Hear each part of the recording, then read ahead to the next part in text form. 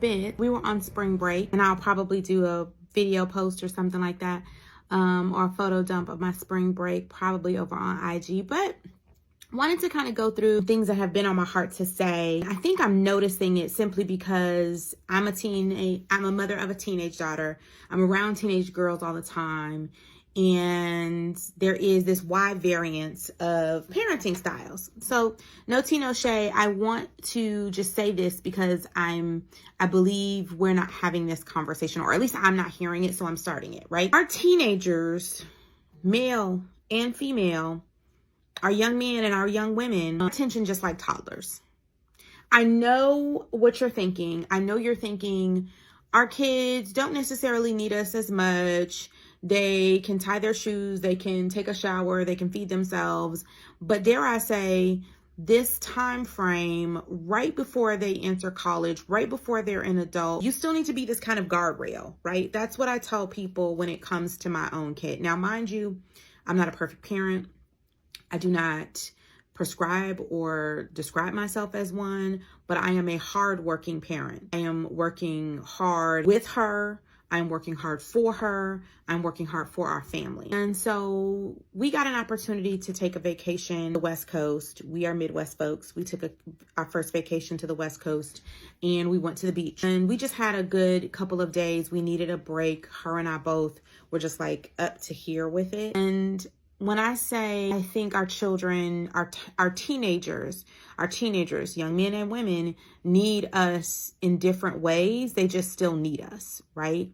And I know I'm not saying that to somebody who gets it, but I'm saying it because I feel like it's not a conversation. A lot of what I see on this app are parents of little bitty babies, right? And what do little bitty babies need? And what do our adolescents need? But we're not really talking about our teenagers, right? And teenagers need a lot from us as well. You know, I was a breastfeeding mom, and so I listened to a lot of people who are like, oh my God, breastfeeding so hard and this, and the other. I've done every season. I'm tired, y'all. I am a full court press mom.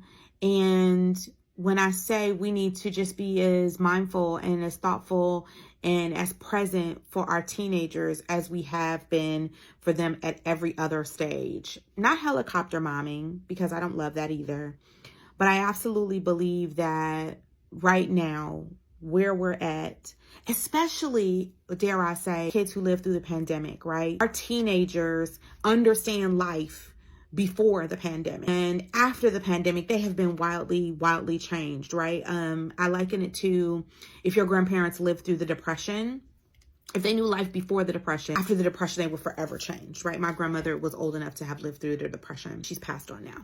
But there is something about this season of our children that they need a little bit more hand holding, right? I had the same conversation with my Girl Scout troop leader. I'm a leader.